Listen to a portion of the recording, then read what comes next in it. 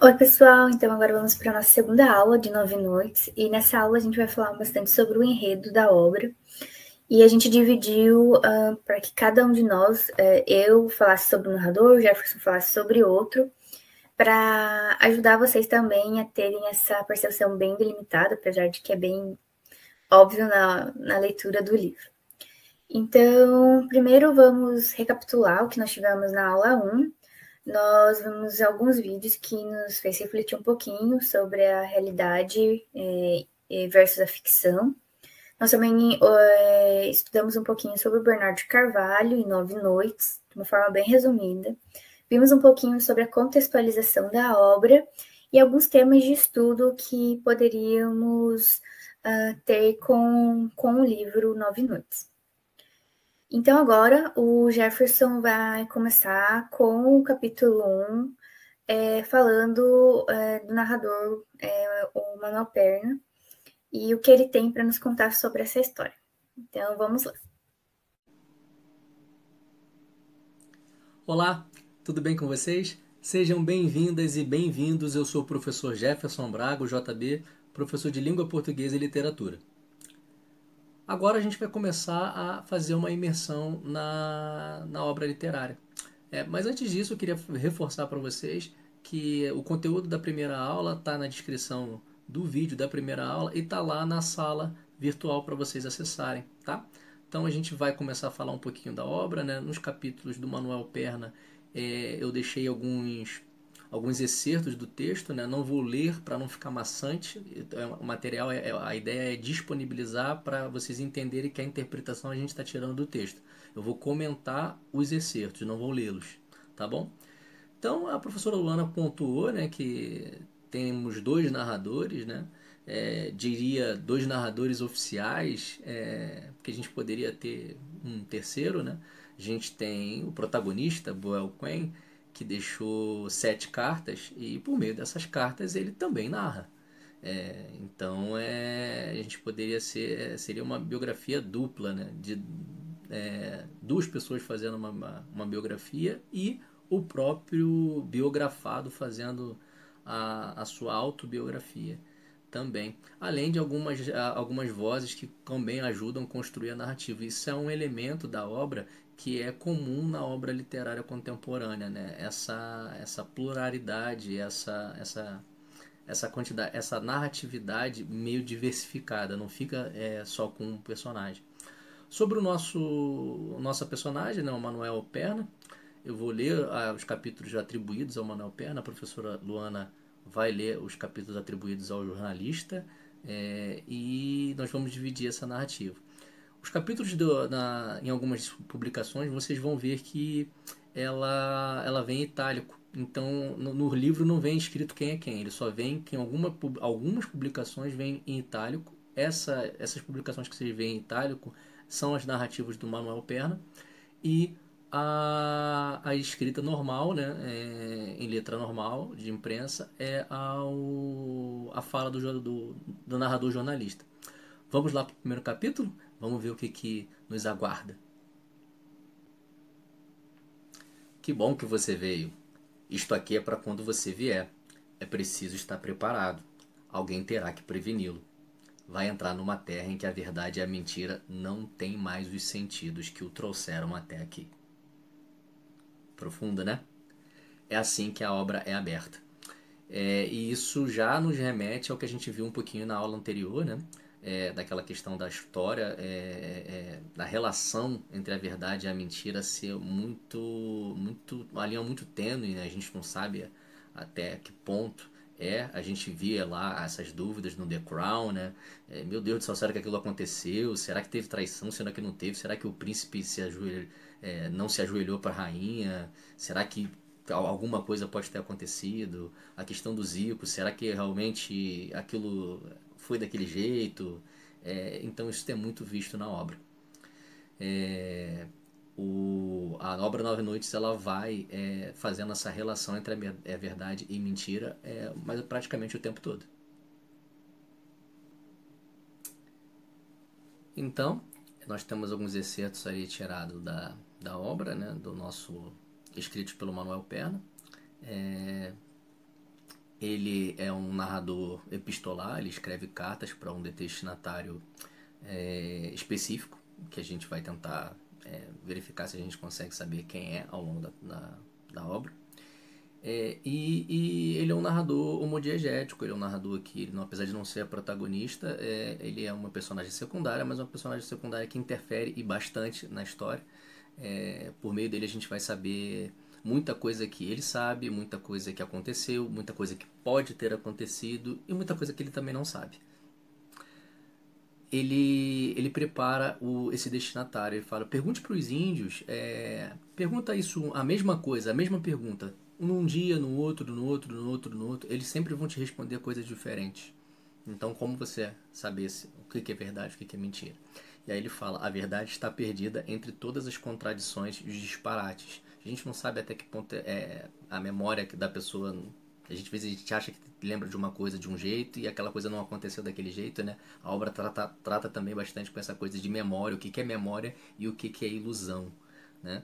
E aí ele também tem aquela parte do excerto que ele fala ali, olha, o segredo sendo o único bem que se leva para o túmulo e também a única herança que deixa aos que ficam. Ou seja, o Moel Cohen morreu com algum segredo que ele e o destinatário da carta sabem qual é. Ele fala que o Moel Cohen deixou cartas impressionantes, mas que não explica nada. E aí ele fala, passei anos à sua espera, seja você quem for esse destinatário. Eu tô com medo de morrer e vem logo, cara, porque eu tô achando que isso de repente vai comigo, eu não quero que isso vá, né? E aí eles deixam uma frase que é muito interessante para a obra e eu gostaria que vocês refletissem sobre essa frase para o nosso contexto. As histórias dependem antes de tudo da confiança de quem as ouve e da capacidade de interpretá-las. Fiquem com essa frase.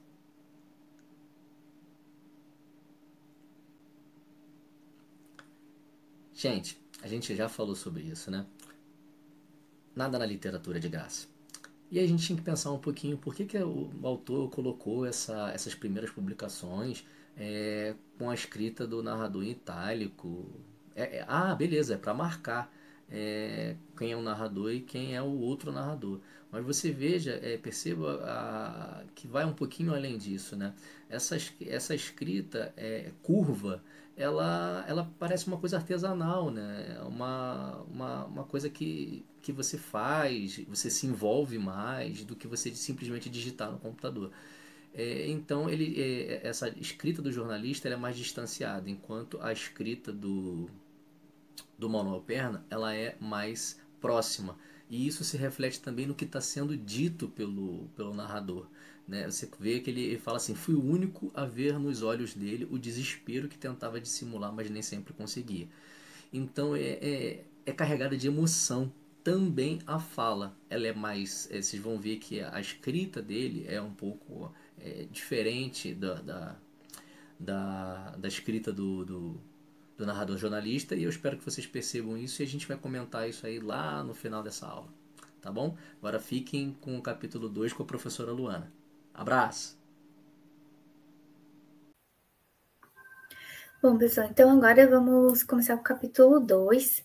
Esse capítulo é narrado pelo jornalista investigador. Então aqui a gente começa a conhecer um pouquinho ele e a gente realmente, até o final do livro, não sabe exatamente quem é e possivelmente, em algumas nuances, ele pode ser o próprio escritor, o Bernardo Carvalho. Então o capítulo começa com a seguinte frase: ninguém nunca me perguntou e por isso também nunca precisei responder.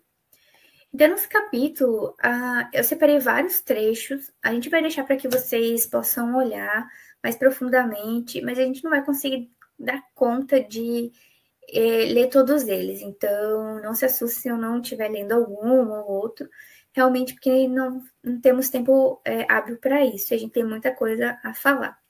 Então, no capítulo 2, a gente toma conhecimento de como o jornalista conheceu a história do Boel Quine e como ele inicia essa perseguição com relação aos fatos, essa obsessão com relação ao antropólogo. Então, eu queria ler dois trechos aqui que eu separei. O primeiro é é realmente o início, logo seguido daquela frase inicial que eu apresentei para vocês, e ele diz o seguinte: não posso dizer que nunca tivesse ouvido falar nele, mas a verdade é que não fazia a menor ideia de quem ele era até ler o nome de Brauquim pela primeira vez num artigo de jornal na manhã de 12 de maio de 2001, um sábado, quase 62 anos depois de sua morte, às vésperas da Segunda Guerra Mundial. Então aqui a gente já tem uma contextualização do que aconteceu, de data, ocorreu em 2001, já sabemos que o Brauquim morreu às vésperas da Segunda Guerra. E aqui ele fala que ele não pode dizer que nunca tivesse ouvido falar nele. Então, isso deixa a gente meio, tá, mas ele ouviu falar, ele não ouviu? Essa foi a primeira vez que ele teve contato com o Brauquim, com a história do Brauquim. Então, o que está acontecendo? Aí, em seguida, eu quero ler esse outro trecho que fala o seguinte: os papéis estão espalhados em arquivos no Brasil, nos Estados Unidos. Fiz algumas viagens, alguns contatos, e aos poucos fui montando um quebra-cabeça e criando a imagem que eu procurava.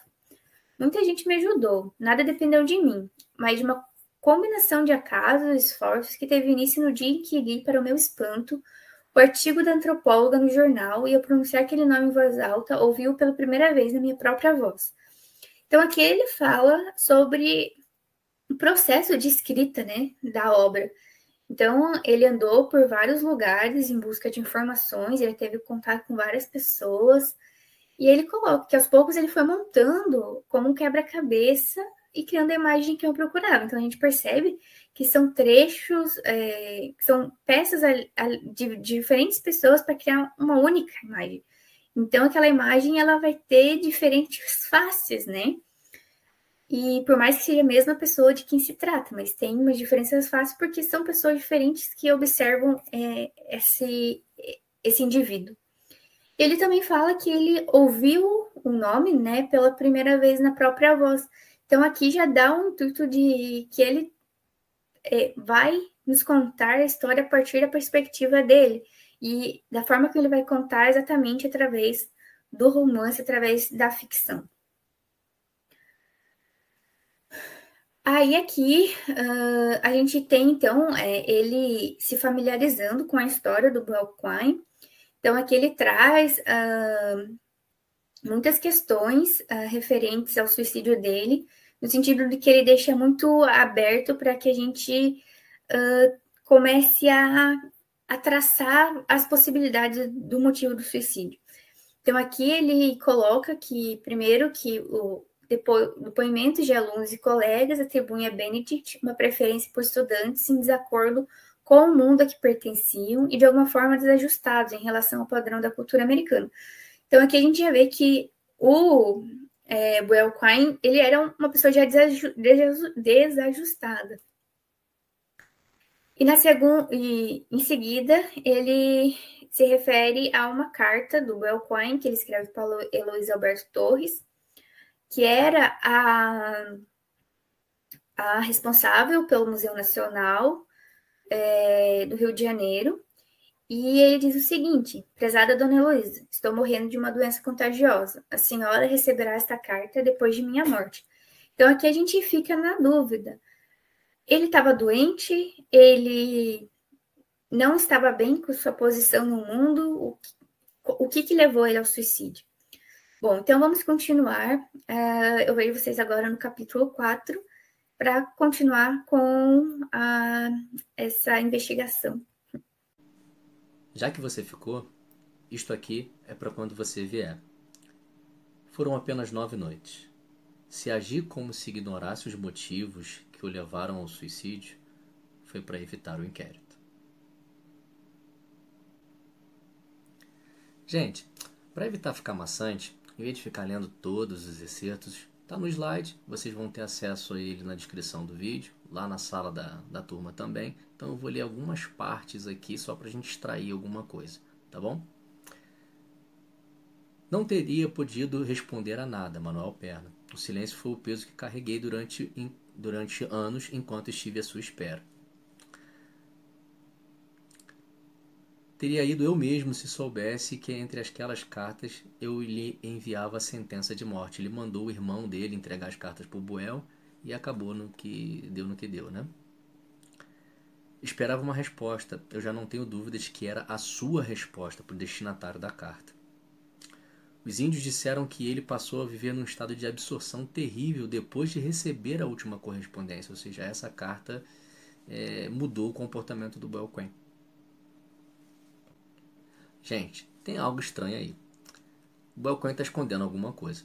Ele falou para algumas pessoas que recebeu uma notícia de casa.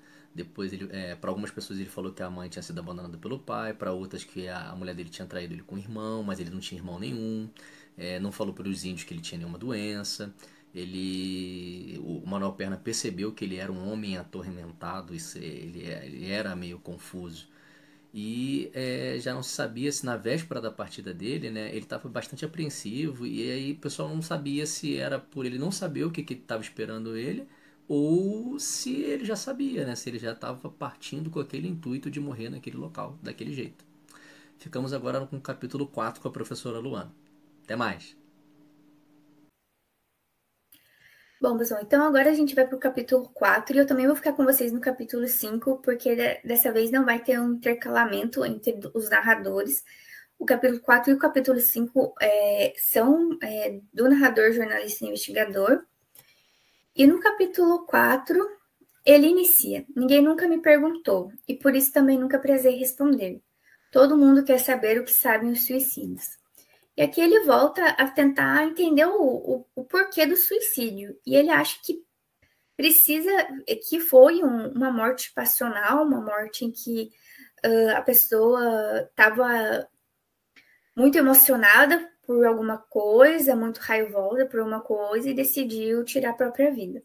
Então ele acha que era nesse sentido e que precisava ter outra pessoa. Então ele acredita que o Boelquine tinha algum romance e que foi por conta desse romance que ele cometeu o suicídio. Então ele sai à procura, né? E aí ele até coloca que tinha que haver uma carta em que revelasse os seus desejos e sentimentos. Então ele ele acha que só as cartas em que o Branquine deixa as questões testamentárias não são suficientes. Precisava ter uma que ele falasse sobre o que ele estava sentindo. E ele também coloca: a resposta me deixou mudo, ainda mais porque àquela altura eu vinha tentando descobrir em vão o nome de uma eventual mulher do jovem antropólogo. Então ele fica muito nessa questão. E ele coloca o que o Boelquine queria tanto esconder, né? Então ele acredita que havia então um romance e que foi por conta desse romance que o Boelquine cometeu o suicídio. Então no capítulo 5 ele inicia nos apresentando um personagem que é baseado numa pessoa real, que é o professor Luiz Castro Faria. E aí ele coloca: o professor Luiz Castro Faria me recebeu em Niterói no final da tarde. E o professor Luiz Castro Faria, ele foi uma pessoa que auxiliou numa expedição do Levi Strauss por Mato Grosso. Disso saiu o livro Tristes Trópicos. E o professor Castro Faria conheceu o Boelquine. Então ele vai conversar com o professor para saber mais informações. Só que o professor ele não passa assim as informações que ele quer, porque ele já não lembra tão bem, e o que ele lembra é muito tendencioso, porque ele parecia não gostar muito do Boelquine, enfim. E aqui a gente percebe a questão da obsessão, né? A primeira vez que ele trata da questão da temática do Boelquine para ele como uma obsessão. Então ele coloca assim: na minha obsessão, cheguei a me flagrar várias vezes com a foto na mão, intrigado, vidrado, tentando em vão arrancar uma resposta dos olhos de Wogley, de Dona Heloísa ou de Ruth Lentz. Então ele fica olhando uma foto em que há várias pessoas que conheceram Boelquine e fica tentando tirar dali alguma resposta de alguém através do olhar daquela foto para tentar entender o que realmente aconteceu. Ao mesmo tempo, o professor Castro Faria ele comenta sobre o Boelquine, que ele tinha muito dinheiro, mas ele detestava usar dinheiro. Isso era uma obsessão. O fato dele não usar o dinheiro era uma obsessão para o Boelquine. Porque ele não queria, porque ele coloca ainda, ele sempre viveu essa obsessão, não parecer e na realidade ser. Então ele não queria parecer ser rico, apesar de que ele era. E aqui, como eu disse, foi a primeira vez que o jornalista investigador fala sobre a obsessão dele com relação ao Boelquine E também temos essa noção de que o Boelquine também era obcecado por alguma coisa. O fato de não parecer o que ele realmente era. E isso a gente percebe, então, que vai criando uma dualidade, né, entre o Boelquine e o jornalista investigador, e eles vão se parelhando e vão criando uma imagem meio que semelhante nesse sentido. Bom, pessoal, então agora eu vejo vocês no capítulo 7 e a gente continua essa discussão e vamos entendendo um pouquinho mais sobre a obra. Voltando à nossa dualidade narrativa, voltamos ao Manuel Perna depois dos capítulos 4 e 5. Aqui você já sabe um pouquinho mais do Belquem, né? E aqui a gente começa a se perguntar o que aconteceu com ele, né? Que pode ter deixado ele desse jeito, né? Por que ele ficou desse jeito? Então a gente separou alguns trechos ali. Os olhos que traziam o que ele tinha visto pelo mundo. Ele viu uma morte de um ladrão achibatada na cidade da Arábia. O terror de um menino operado pelo próprio pai. Guardem essa informação. A entrega dos que lhe pediam que os levasse com ele para onde quer que fosse, como se dele esperassem a salvação. Ele se sentia como a salvação de algumas pessoas, né, que desesperados procuravam ele, pedindo que os ajudasse. E aí o Manuel Perna fala: ele me contou tudo isso e eu imaginei. E agora ele conta o que ele imaginou para essa outra pessoa. Gente, imaginando tudo isso, o Perna ficava se perguntando em que momento que o Belquem entendeu que não tinha mais saída, que estava perdido. E aí ele fala para o destinatário da carta: ao contrário de você, a única coisa que eu me pergunto é sobre o momento que ele entendeu que estava perdido. E quando que ele passou a sentir como salvação de alguém, né? E isso não fica claro. E aí ele acusa o destinatário de não se preocupar com isso. E aí ele dá um dado ali que é meio... Vocês já escutaram isso. O que pode ter passado um homem na infância para trazer uma cicatriz daquelas na barriga? Ou seja, ele já tinha falado que um menino tinha tido uma cicatriz na barriga. E agora ele fala que... O que um homem pode ter passado? Será que esse homem foi o Belquem que sofreu essa cicatriz? Isso fica meio no ar, tá bom? Então, vejo vocês de novo lá no capítulo 8. Abraço! Bom, pessoal, então no capítulo 7, o jornalista investigador, ele começa narrando da seguinte forma: a situação dos estrangeiros no Brasil do Estado Novo era delicada. A impressão era que estavam sob vigilância permanente. Então aqui a gente começa a ver o que acontecia com os estrangeiros na época do Estado Novo e mostra como foi impactante isso na vida do Belquim, porque ele teve que interromper, né, a sua pesquisa com a comunidade indígena dos Trumai, no Alto Xingu, por conta de algumas questões do governo. Aí, aqui eu trouxe alguns excertos para ilustrar isso. Então, ele coloca: Ruth Lenz foi provavelmente a que mais sentiu na pele o clima de ignorância e horror, uma vez que estava envolvida pessoal e profissionalmente com os intelectuais baianos perseguidos, presos e intimidados pelo regime sob a acusação de serem comunistas. Lenz se desculpa pela linguagem um tanto canhesta, explicando que é obrigada a escrever dessa maneira também por razões de segurança. A prostração de Quine se devia em especial às dificuldades que enfrentava para chegar ao Xingu sem devidas autorizações. Então, assim, a gente vai vendo que ele vai criando essa imagem de um Brasil em que havia muita insegurança e muita perseguição com relação aos estrangeiros, porque eles tinham medo, né, de que eles estivessem ali para reportarem qualquer coisa, como a gente vê nesse último trecho aqui, em que falava-se que o William Lipkin tinha deixado um nome bastante comprometido, porque ele fazia relatórios políticos para os americanos. Então, era por isso que a maioria dos estrangeiros era realmente bem vigiado. Isso acabou afetando o Belquim, principalmente e acho que afetando psicologicamente ele nesse sentido. E nós vamos ver um pouco mais para frente, principalmente no relato do Manuel Perno, em que ele mostra exatamente isso, o quanto ele ficou afetado, achando que estavam perseguindo ele o tempo todo. Então, agora a gente vai só voltar agora no capítulo 9. Oi, gente, voltamos ao nosso narrador epistolar, o Manuel Perna. Então, a gente viu o Manuel Perna nessa aula 2, nos capítulos 1, 3, 6 e agora esse é o último capítulo dessa parte da aula. O que eu queria ver com vocês, se vocês conseguiram perceber a diferença de escrita formal e de emoção na escrita do Manuel Perna para do narrador jornalista. É isso que eu estava falando para vocês. Ela é uma narrativa mais carregada de emoção e ela é muito empolada, diferente do narrador jornalista, que ela é pautada, tem a linguagem curta, a pontuação é muito curta, as frases são muito curtas, ele fala e termina muito rápido, ele não, o Manuel Perna já floreia a coisa, ele já dá mais emoção à situação, até pela proximidade dele com o protagonista. O jornalista já tem um distanciamento maior. Então vamos lá. Ele fala dos índios, né? Falou dos Trumai, que eram os índios que ele tinha estudado. E eu os imaginei. Ele sempre imagina as coisas que o Boel conta. Tudo que ele contou em diante eu procurei imaginar. Se faço as contas, vejo que foram apenas 9 noites, mas foram como a vida toda. Isso é muito forte e carrega na intensidade que o Perna tá. Ou seja, essa história tá meio contada por alguém que estava muito envolvido. Até que ponto isso não tem um viés, né? E aí a gente tem ali nós pernoitamos no mato debaixo do céu de estrelas e não fala mais nada.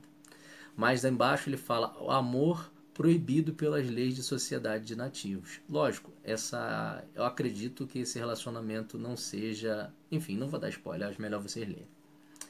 O amor condenado pelos deuses. Um tabu. Que tabu será esse? Será que tem a ver com o segredo?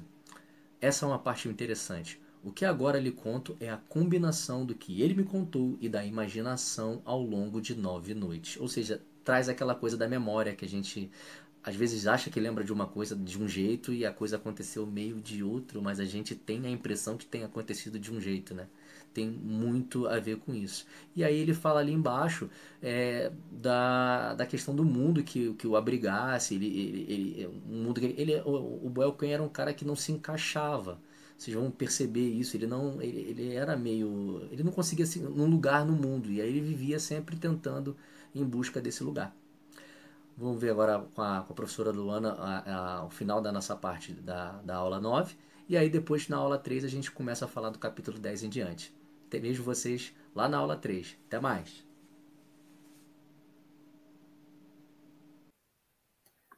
Bom, pessoal, então aqui no capítulo 9, ele se inicia com um trecho de uma carta. Em carta de 1º de novembro de 1940, a Heloísa Alberto Torres, a mãe de Quine, conta a história dos missionários do Rio Coliseu. Então, ela conta a história de como o filho dela ajudou alguns missionários a salvarem a vida de alguns indígenas quando ele levou alguns remédios para eles. E aqui a gente, nesse capítulo, a gente vê o tempo que o Quine passou com os Trumai e vê o quanto aquele momento com eles afetou ele, psicologicamente falando. Então, ele começa. O fato é que no começo, Quan achou os Trumai chatos e sujos. Essa gente está entediada e não sabe. O contrário dos nativos com quem conviveram em Fiji, que nos transformaram no modelo de reserva e dignidade. Então, o Quine ele tem essa perspectiva dos indígenas com quem ele conviveu em Fiji, uma perspectiva muito romantizada, e que quando ele vai para o Brasil, ele entra em choque com os indígenas do Brasil. E aí ele acha os Trumai muito chatos, muito entediantes, porque eles ficam, na verdade, só esperando, e eles ficam esperando a morte, por assim dizer. Aí ele coloca também a questão da doença do Boelquine, que a gente não sabe realmente se ele tinha alguma doença ou não. E ele coloca: minha doença me deixa especialmente angustiado e inseguro em relação ao futuro, sem especificar do que ele estava falando, né? Sem especificar do que doença ele estava falando. Então, nesse momento, há uma construção também para deixar a gente nessa inquietação de o Boelquine está doente, o Brooklyn, ele não está seguro sobre ele mesmo no mundo, ele tem um relacionamento que não deu certo, que... Então, quais os motivos, né? E isso é tudo construído durante a obra. É claro que a gente não conseguiu, assim, abranger tudo da obra, porque realmente a gente deveria levar pelo menos umas 2 a 3 horas para falar esmiuçadamente sobre ela. Infelizmente, a gente não vai conseguir fazer isso, que nós só temos meia hora para cada aula. Mas eu espero que a gente tenha ajudado e, bom, a gente vai agora para a aula 3 e vocês vão poder saber um pouco mais sobre a obra. E qualquer coisa, vocês podem entrar em contato com a gente pelo Google Classroom para a gente conversar um pouquinho, tá bem?